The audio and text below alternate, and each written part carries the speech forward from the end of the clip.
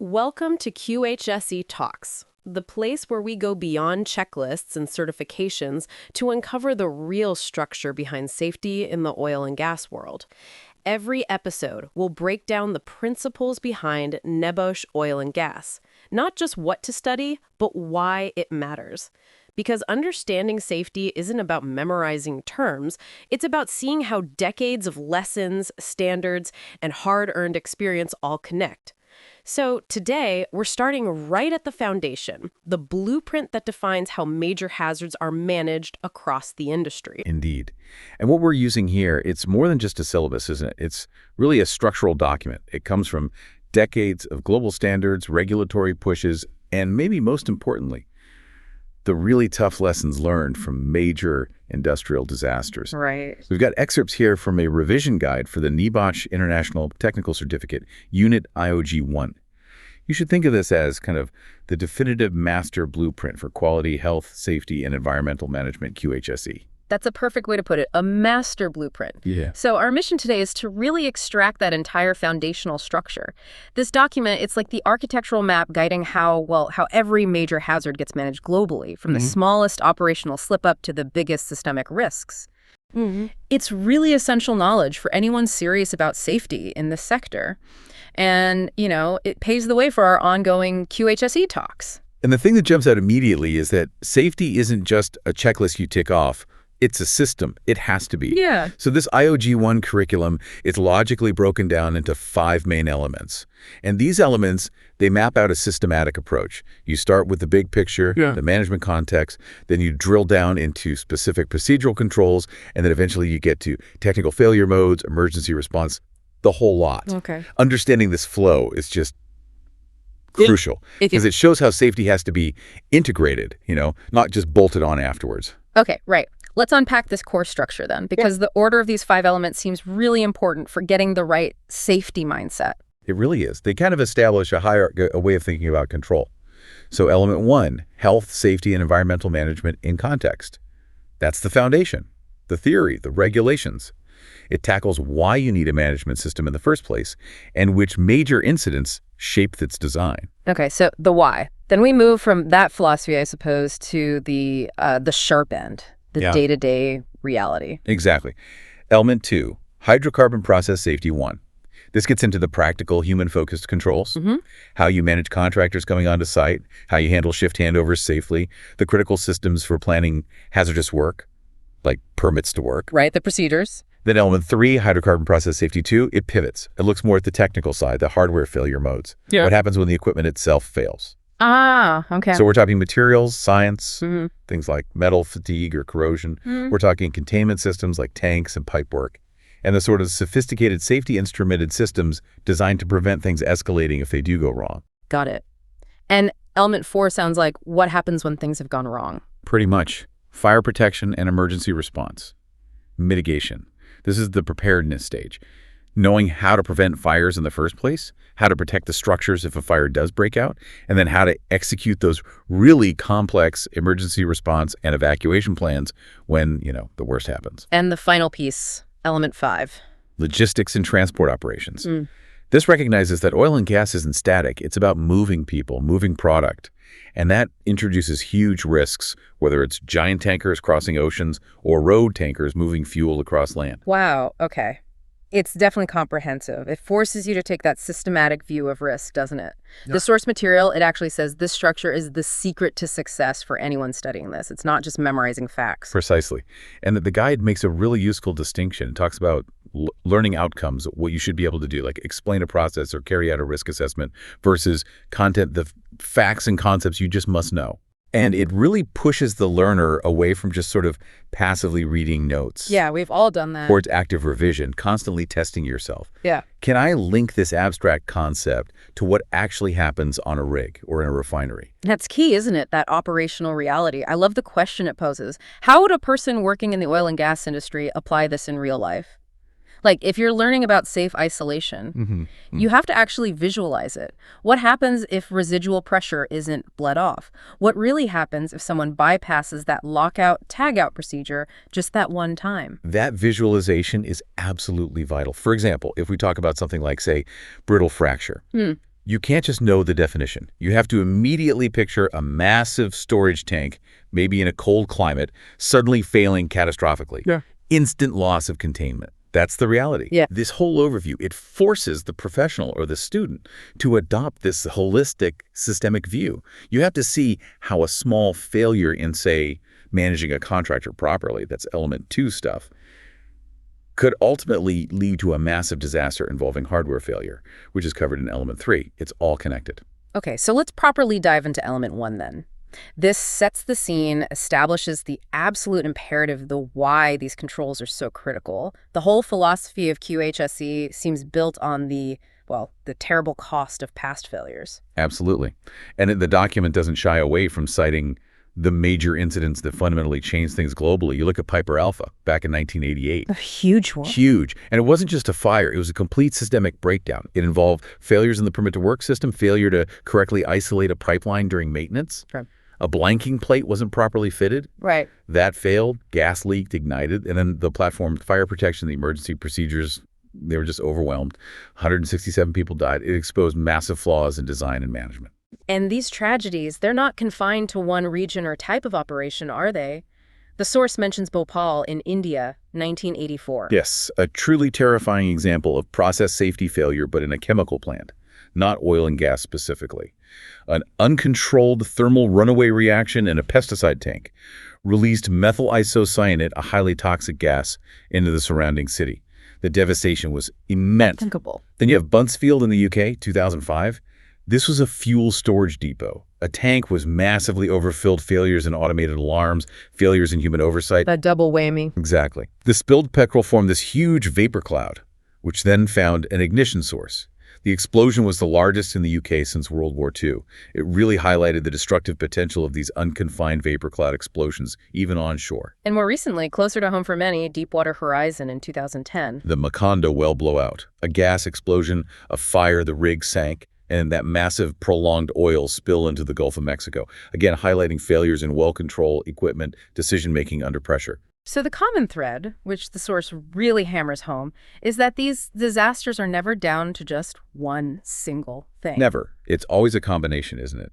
Technical failures, yes, but almost always linked to cultural issues within the company, and critically, failures in management systems and oversight.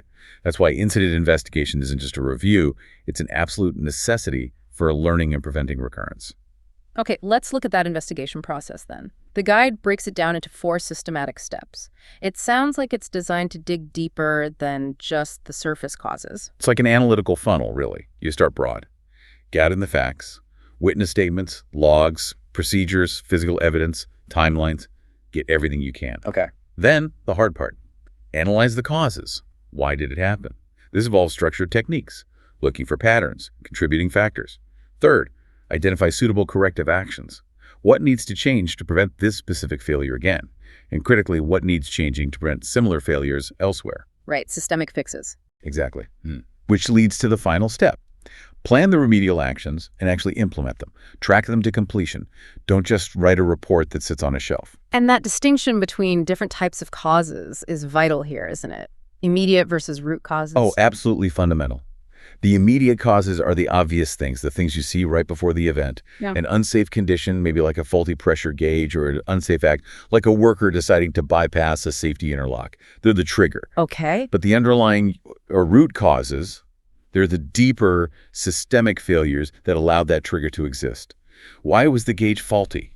Was it poor maintenance scheduling? Lots of spares? Why did the worker bypass the interlock? Was the procedure too complex? Was training inadequate? Was there pressure to cut corners? I see. Fixing the faulty gauge only addresses the immediate symptom.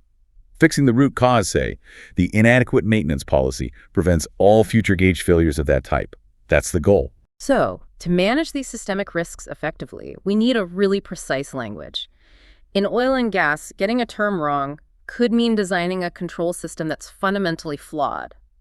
Let's start with defining flammability based on temperature, the flash point. Right. The flash point is critical. It's the lowest temperature at which a liquid gives off enough vapor to form an ignitable mixture with air near its surface. Just enough to flash if you introduce a spark. And why is that single number so important? It dictates everything about how you store and handle the liquid. If the flash point is below the typical ambient temperature where you're operating, that liquid is constantly producing potentially flammable vapor. It requires much more stringent controls, maybe specialized storage, inert gas blanketing, stricter ignition source control, compared to a liquid with a much higher flash point. Okay, that makes sense. And related to that is vapor density. Why does the density, how heavy the vapor is compared to air, matter so much? It's all about where the hazard accumulates. Some gases, like methane, natural gas, or hydrogen, are lighter than air. So if they leak, they generally tend to rise and disperse fairly quickly, especially outdoors. Right. But many hydrocarbons, particularly things like propane and butane LPG, or nasty stuff like hydrogen sulfide, are significantly denser than air. So they sink. They flow almost like a liquid, invisible and silent. They'll collect in low-lying areas, trenches, sumps, confined spaces, even just depressions in the ground or on a platform deck.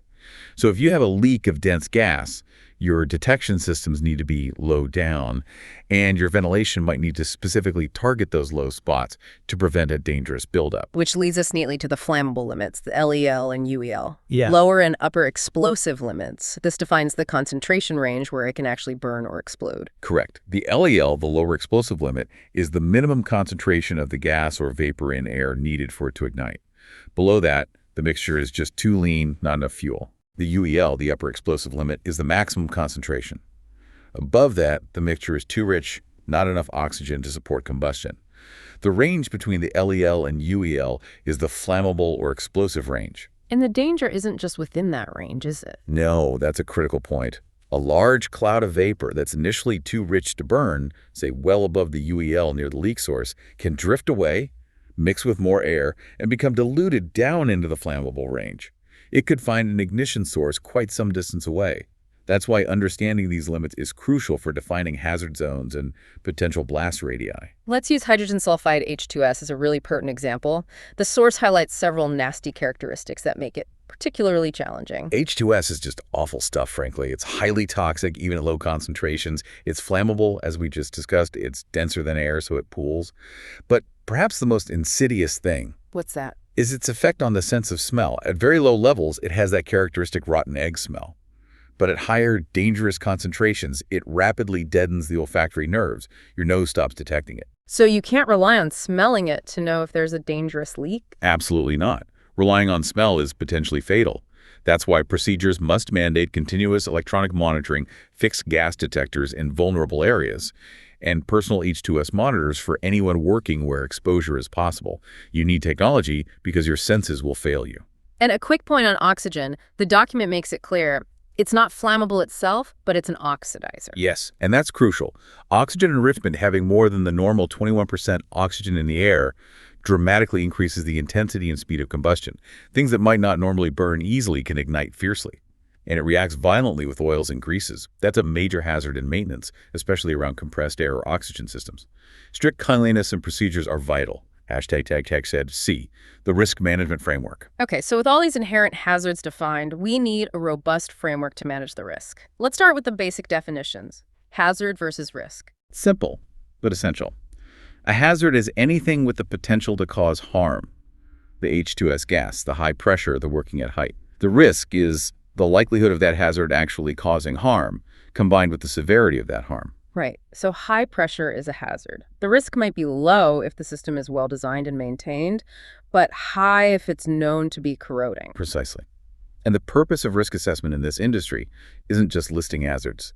It's about rigorously identifying the risks, analyzing them, how likely, how bad, and then evaluating whether the existing controls are adequate or if more needs to be done to reduce the risk. And the source mentions different levels of quantifying that risk. Qualitative, semi-quantitative, quantitative.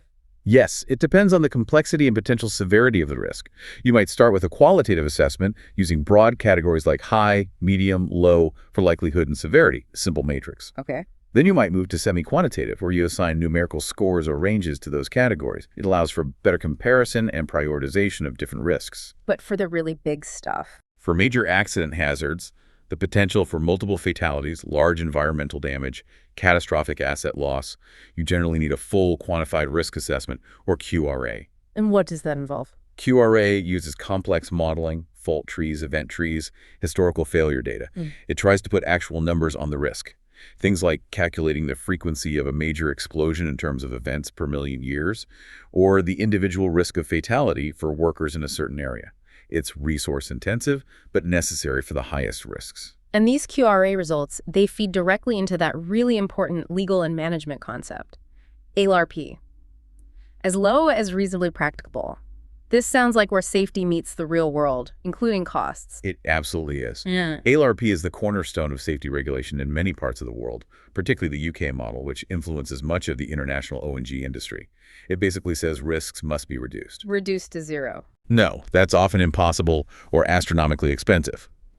Risks must be reduced until the cost in terms of time, money, effort of taking further risk reduction measures becomes grossly disproportionate to the safety benefit gain. Grossly disproportionate. That's a strong term. It is. It sets a high bar.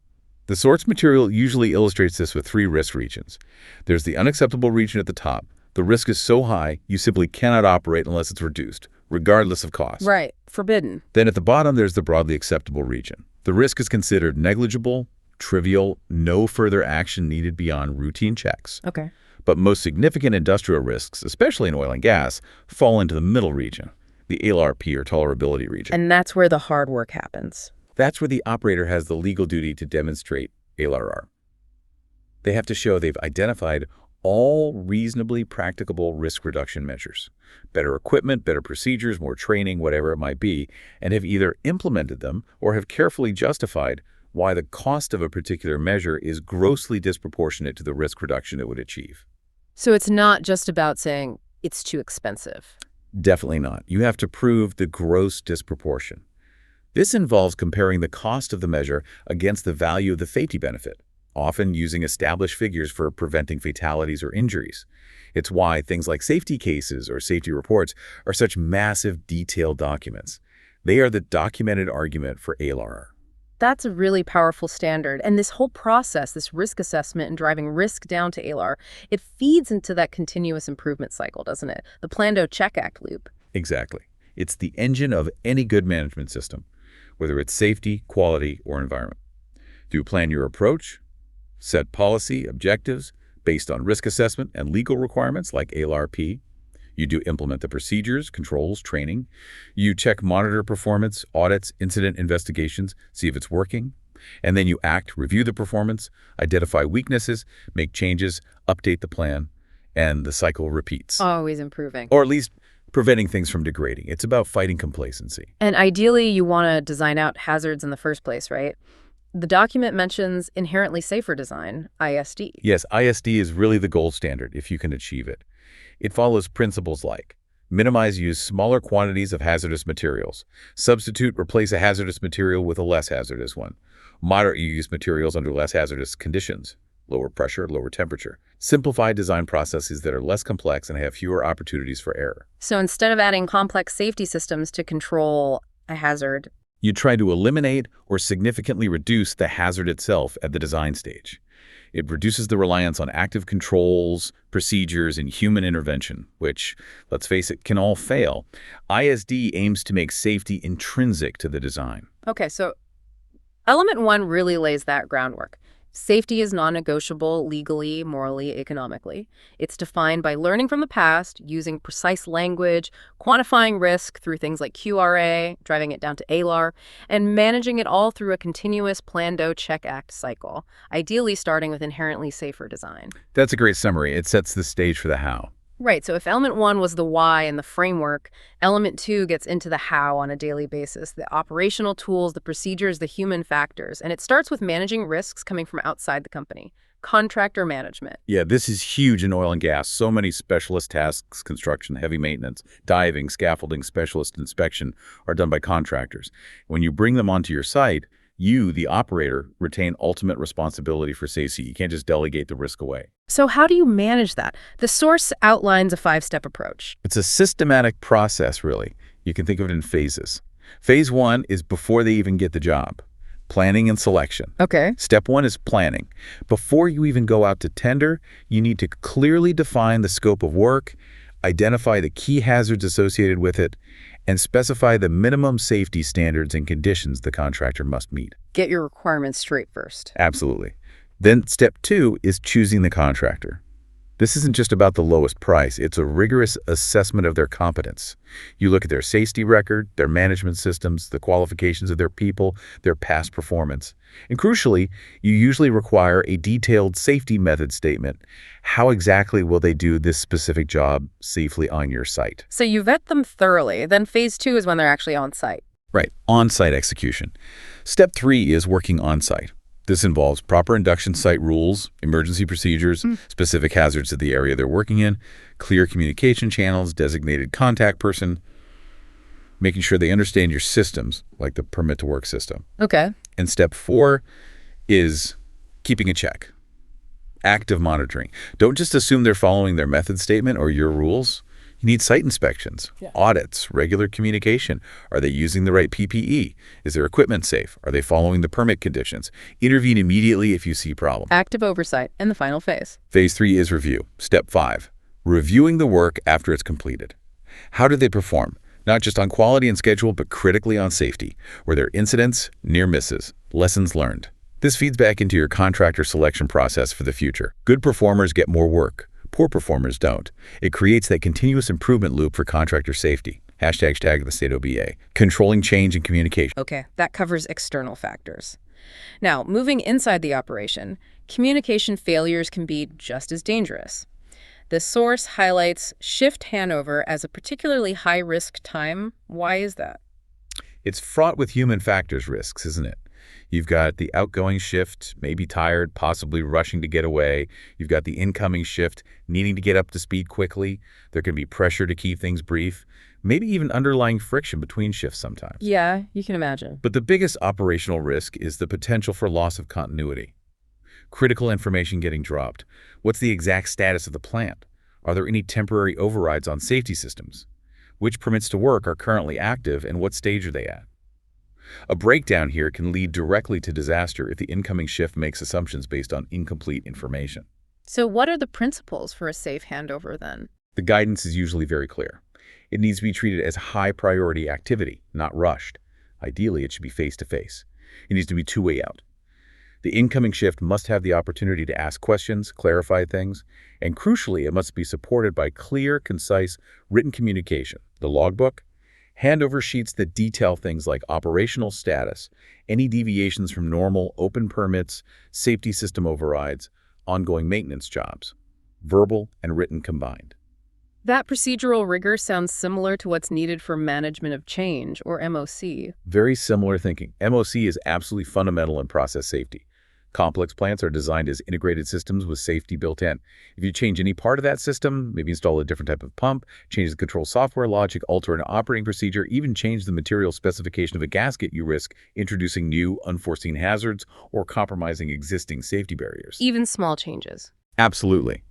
The history of accidents is littered with examples where a seemingly minor change had catastrophic consequences. So MOC requires a formal, written procedure to assess the potential safety, health, and environmental impacts of any proposed change before it's implemented. So what does that assessment involve? It typically involves a multidisciplinary review. You need to look at the technical documentation, P&IDs, piping and instrument diagrams, equipment specifications, operating procedures, previous risk assessments. You need to ask, what could go wrong with this change? Does it affect pressure relief? Does it introduce new failure modes? Does it impact emergency procedures? And the change needs formal authorization, often at multiple levels depending on its significance. Only then can it be implemented and the documentation updated. So it prevents unexpected consequences from creeping in. That's the goal. Control the change, control the risk. Now, probably the most visible safety procedure on many sites is the permit to work PTW system. What's its core purpose? Its purpose is to ensure that non-routine, potentially hazardous work is carried out safely under controlled conditions. It acts as a formal communication tool and a checklist to make sure everything has been thought through before the dangerous work starts. So, not for routine operations. Generally not for tasks covered by standard operating procedures. It's for things like maintenance, inspection, testing, modification. Especially work that involves ignition sources, hot work, entering confined spaces, working at height, electrical work, breaking into pipelines or vessels. Okay. And what are the key features of a good permit?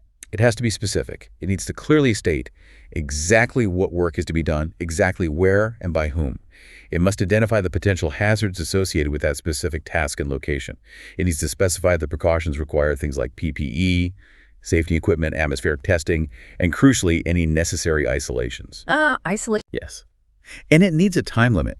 Permits are usually only valid for a specific shift or period. And very importantly, it requires formal signatures. The person authorizing the work, confirming conditions are safe, the person carrying out the work, confirming they understand the hazards and precautions, and often someone signing it off when the work is complete or suspended and the site is returned to a safe state. It creates clear accountability. And fundamental to a lot of permit work, especially maintenance, is safe isolation, lockout, tagout, LOTO. Define safe isolation in this context. Safe isolation means physically interrupting and separating the equipment being worked on from all potential sources of energy. We're not just talking electricity. It could be pressure, hydraulic, pneumatic, process fluids, stored energy like springs or race weights, hazardous substances, radiation, even just the potential for unexpected movement due to gravity. The aim is to achieve a zero energy state before anyone enters the danger zone. Zero energy. And the OTO steps are quite rigid, aren't they? They have to be. Typically, it involves, first, stopping the machinery using the normal controls. Second, operating the isolation device switch, valve, breaker to physically disconnect the energy source. Third, securing that isolation device in the off or safe position using a lock, usually a personal lock for each worker involved. Lockout. And fourth, placing a tag or warning notice on the isolation point, the tag out stating, "Danger, do not operate," and identifying who applied the lock. Critically, before starting work, you must verify the isolation is effective. Try to start the equipment, check for zero voltage, check pressure gauges read zero. Verify. That's key. Absolutely. Assume nothing. And the person who applied the lock is the only one with the key to remove it. This provides personal protection. Failure in any part of this LOTO sequence is a direct path to severe injury or death. It's that critical. Okay, so we have procedures like permits and a LOTO, but for these to work long-term, the actual physical equipment, the pipes, vessel structures needs to remain safe and reliable. This brings us to Asset Integrity Management, AAM. Right. AIM is a broader concept. It's about ensuring that the people, the systems, the processes, and the physical resources that deliver integrity are in place and effective throughout the entire life cycle of an asset. A whole life cycle. From the very beginning, the initial design choices, through construction and commissioning, during the long operations phase, including any modifications, all the way to eventual decommissioning and dismantling. Integrity needs managing at every stage. If a pipeline fails due to corrosion after 10 years, the root cause might lie in the original material selection, design, poor coating application, construction, or inadequate inspection during operations. So how do we maintain that physical integrity during the operational phase?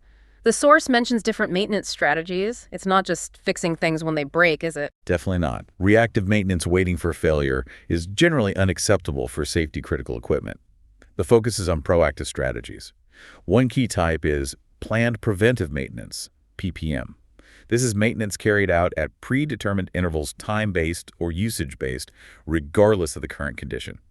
It's used where failure modes are predictable or where regulations mandate periodic servicing, like for pressure relief valves or fire pumps. Okay, scheduled checks. What else? There's also condition-based maintenance, CBM, or condition monitoring. This involves regularly monitoring the condition of equipment using techniques like vibration analysis on rotating machinery, thermography on electrical connections, ultrasonic thickness testing on pipework to detect early signs of degradation or incipient failure. Maintenance is then performed only when the condition indicates it's necessary. So more targeted. Yes, often more efficient than just replacing parts on a fixed schedule. And related to this is risk-based maintenance and inspection, RBI. How does RBI work? RBI takes it a step further. It involves formally assessing the risk associated with the failure of each piece of equipment or component. Risk, again, being the probability of failure multiplied by the consequences of failure. Okay. Equipment with a high probability of failure and severe consequences, like a major leak of toxic gas, gets ranked as high risk. Equipment with low probability and low consequences, like a minor leak of cooling water, gets ranked low. This risk ranking is then used to prioritize and optimize the maintenance and inspection strategy. So you focus resources where the risk is highest? Exactly. High-risk items get more frequent, more rigorous inspection and maintenance to ensure the risk is managed down to ALAR-RP. Lower-risk items might get less intensive inspection. It's about applying resources intelligently to manage the overall risk profile effectively and efficiently. Right, we've covered a lot of ground with elements 1 and 2, the management framework, the operational controls. Now let's just briefly touch on what the remaining elements cover to give a sense of the full picture. These seem to deal more with technical failure, crisis, and logistics. Let's start with element 3, failure modes and containment. Yeah, element 3 really gets into the material science and engineering aspects of why things fail and how we try to contain hazards when they do. It covers failure mechanisms like creep. Creep. Yeah, it's the slow deformation of metal under stress, especially at high temperatures. Think about pipework inside furnaces or high-pressure steam systems. Over time, even below its yield strength, the metal can slowly stretch or bulge, eventually leading to rupture. It needs careful material selection and monitoring. And another one mentioned is stress corrosion cracking, SCC. That sounds particularly nasty. It is, because it can be sudden and unexpected. SCC requires 3 things to happen simultaneously: a susceptible material, certain alloys are prone, a specific corrosive environment, like chlorides for stainless steel or H2S for some steels, and tensile stress, a pulling force, often from internal pressure or residual manufacturing stresses. If all 3 conditions meet, you can get rapid cracking and failure, often with little warning. It's a major integrity threat for pipelines and vessels in certain environments. So if these failures happen or are about to happen, element 3 also covers the automated safety systems, like emergency shutdown ESD systems. Exactly. ESD systems are the last line of automated defense. They constantly monitor critical process parameters, pressure, temperature, liquid levels, gas detection. If a dangerous condition is detected, they automatically initiate a shutdown sequence, closing valves, stopping pumps, isolating sections of the plant to bring it to a safe state and prevent the situation escalating. And the reliability of these ESD systems is obviously paramount. The source mentions safety integrity levels, SILs. Yes.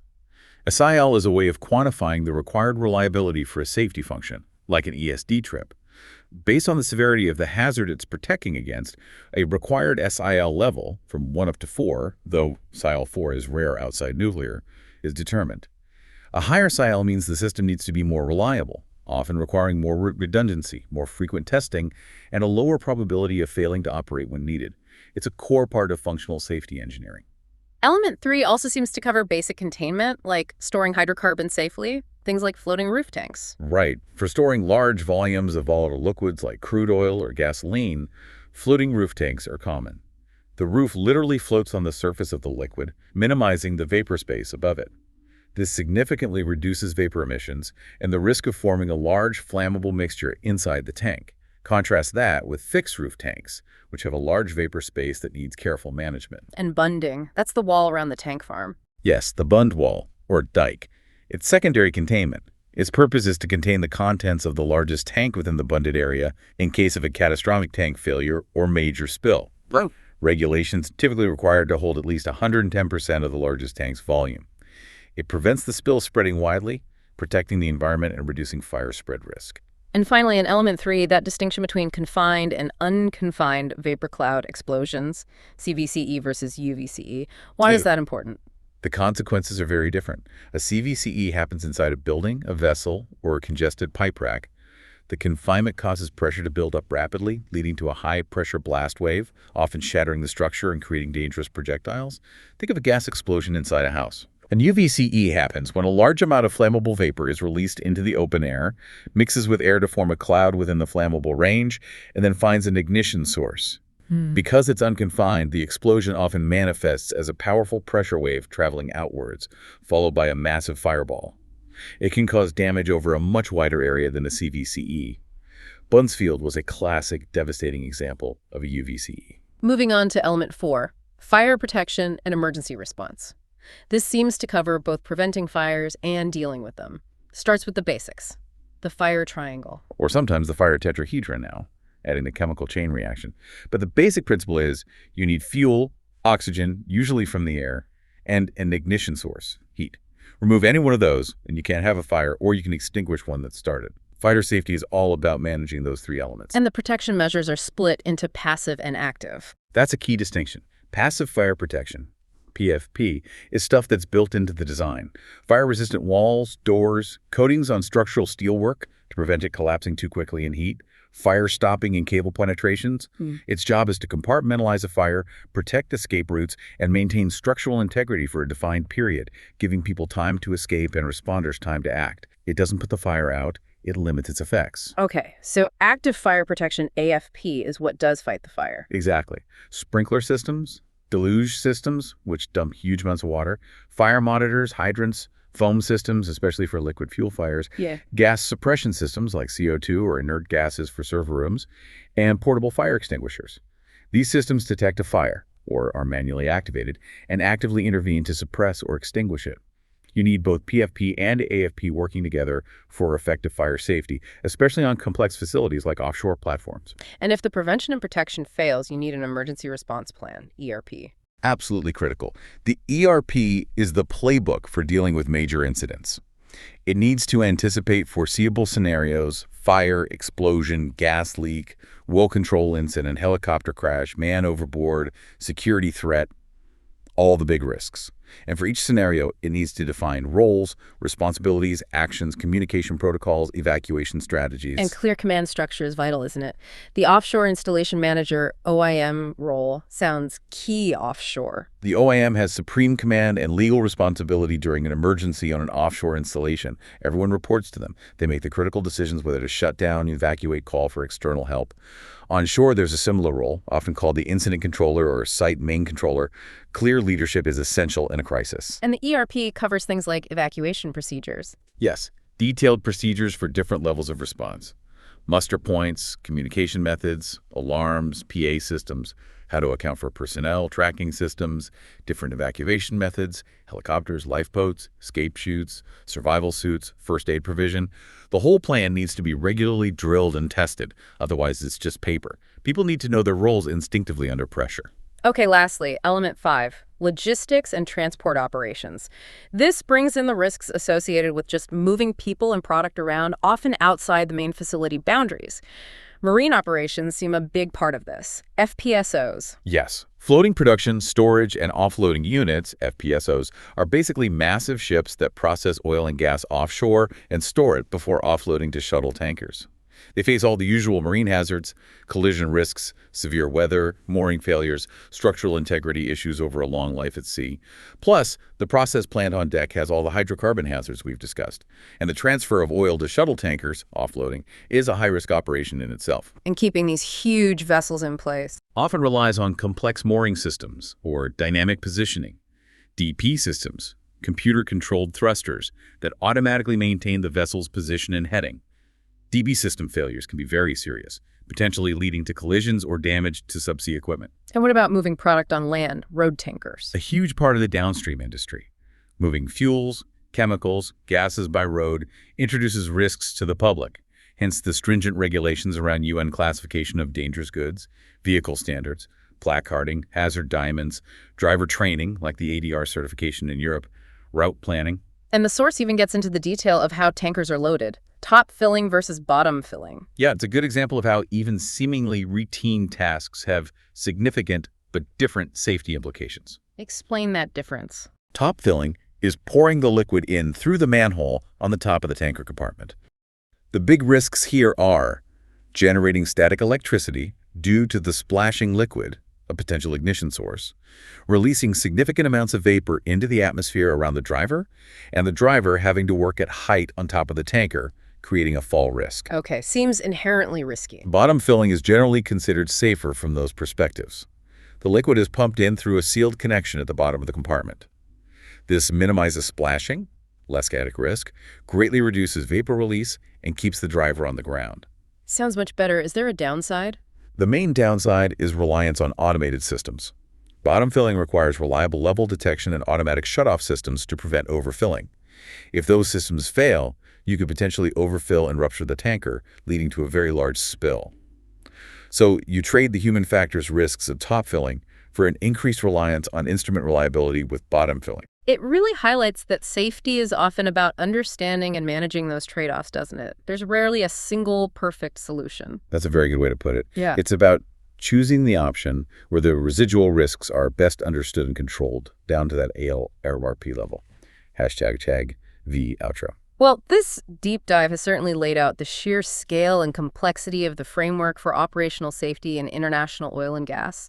We've really extracted that blueprint from the IOG-1 structure, starting with the fundamental management principles and learning from disaster in Element 1, moving through the crucial operational controls like permits, contractor management, and MOC in Element 2, and then getting a taste of the technical challenges of failure modes, containment, fire, emergency response, and logistics in Elements 3, 4, and 5.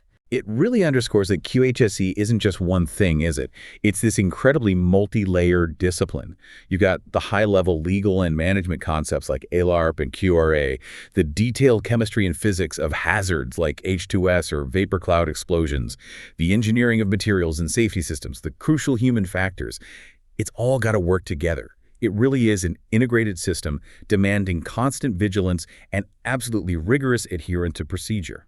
Which brings us perfectly to that final provocative thought we wanted to pull from this source material. The revision guide itself makes a point about success in exams. It stresses that it's not just about knowing the stuff, but also about having good examination technique. And it defines that as reading the question properly and answering that specific question. Right. Don't just dump everything you know, answer what was asked. Exactly. And how does that translate to the real world of operational safety? Well, I think that's the ultimate challenge, isn't it? The goal for the safety professional, for the management system, is to ensure that people out there, the operator on the plant floor, the supervisor signing the permit, the manager making a budget decision, aren't effectively providing excellent answers that, unfortunately, do not answer the question given by the operational reality at that moment. Meaning, when a worker takes a shortcut on a lockout-tagout procedure because it's quicker, they're answering the question, how do I get this done fast? They're not answering the required question, how do I follow this procedure precisely to guarantee zero energy? When a manager delays a critical maintenance task due to production pressure, they're answering the question, how do I meet this week's target? They're not answering the question, how do I ensure this risk remains a all-pass? I see. They're answering the wrong question based on immediate pressures, not the fundamental safety question required by the system. Precisely. And that's where systemic failure often begins. It starts when the standard of precision, the absolute need to answer the right question as demanded by the safety system, isn't met in practice out there in the field. People give the wrong answer to the right question posed by the hazard. That's a really compelling way to frame it. A reminder that in this industry, even small deviations from answering the safety question correctly can have catastrophic system-wide consequences. Thank you for guiding us through this foundational blueprint today. It sets the stage perfectly for future QHSE talks where we can dig into these specific challenges in more detail. My pleasure. Looking forward to it. Till the next deep dive.